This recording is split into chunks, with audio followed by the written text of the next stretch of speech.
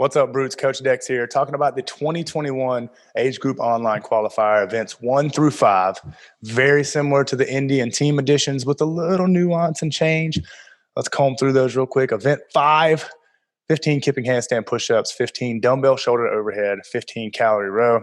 As far as the difference between this and the previous, stages for Indy and team, the 3 rounds with the rest into the 3 rounds, mixing in some strict and some dumbbell hang power cleans. I think this one's going to require a little more strategy, especially if kipping handstand push-ups and dumbbell shoulder overhead aren't your wheelhouse. It's going to be a lot of shoulder volume, a lot of pressing.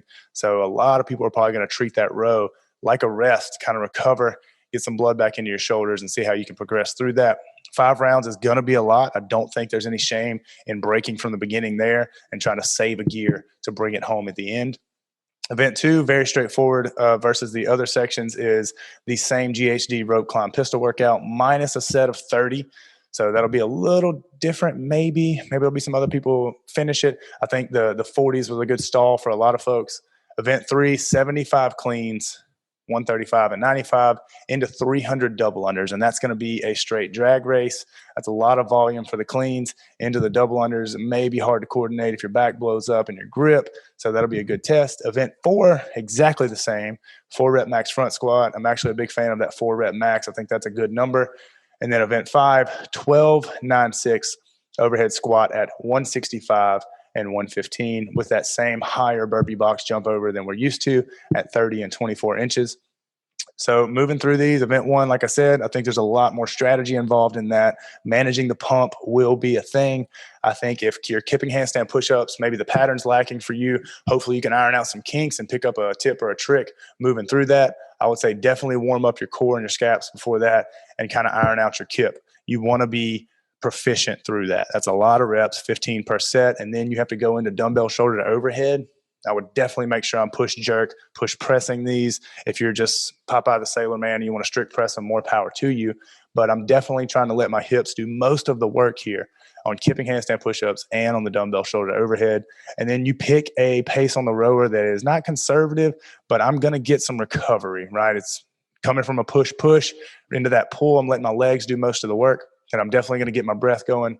Event 2, I don't know where you would spice this one into it, but that's definitely the one that's going to kind of take the most taxes out of you with your core and your legs getting crushed. Rope climbs are probably going to be the rest there, but you also have 2 stages to where you've probably tested some of these and have a relative experience to pull from. Event 3, completely new. I want to say it's going to be the same kind of intensity as the wall ball and row workout. 75 cleans at a pretty moderate load. I mean, light, I'd say you get to move this pretty fast. I don't know if it's going to be athlete to athlete, whether you do singles or you come in batches of touch and go and kind of mix it in. I think you're going to have to know yourself through that. Hey, can I come out with a big set and settle into singles? That would be my strategy. And then maybe some sprinkled in touch and go sets. But I think there's going to be a lot of different strategies on that. And I'll be interested to see what kind of floats to the top. Be sure you get with your coach and try to iron out something that's going to work best for you if you can't figure it out. 4 rep max front squat. This would be the first event that I do. Fresh legs, hopefully fresh core. And I'm getting right into that. And then I'm going to event 1, but it's very straightforward. 4 rep max. I'd make sure that my core is very warmed up. My posterior shoulder, I'm opened up so I can get in a good front rack position. My hips are going, I'm loose, and my glutes are super active. And I've gotten to the right splits and know the numbers that I'm going to hit. Those videos are super easy to do. Event 5, I like this. 12, 9, 6 with the overhead squat and burpee box jump. Very manageable load. If you can squat snatch into that and get that first squat over with, this is going to be a drag race for you. I don't think there's any shame in power snatching it, organizing yourself underneath the bar, and then making sure you've got a quality pattern going so there's no missteps, or maybe you drop the bar trying to go too fast. And then the burpee box jump over, we hear the analogy time and time again. If I had paint on my feet, I want to make sure that I hit the same spots every time. I think that's important here, especially for you coordinating that athleticism after being a little juice from the overhead squat. Nobody wants to end up on that fluffy duck video. So overarching theme for these guys, I think we saw in the first 2 stages, is going to be your efficiency through movement, and more so your ability to push the transition and keep that the entire workout through event 1 through 5. I know there's no transition in a 4 rep max front squat, but I think those are going to be important things. Definitely get with your coach, decide what your primer is. Your primer being your play rounds, my way faster than I'm actually going to go in the workout rounds, where I'm kind of hyping my body up, getting my body ready to take on some intensity, because you don't want the first 45 minutes, 90 seconds of these workouts to be the first time you feel some intensity for the day. Okay, so get with your coach, get a good warm up. Again, I'm going scaps, core, and glutes for sure. And then I'm getting into my specific range of motion needs, whether that be I'm knocking out a ROMWOD, I'm knocking out some whatever it is you like to do to open up that T-spine, hip, shoulder, making sure that I don't have anything that's tacked down and I'm ready to move and perform. The order of the workouts, like I said, I'd go event 4 first, 4 rep max front squat off top. I'm knocking that out.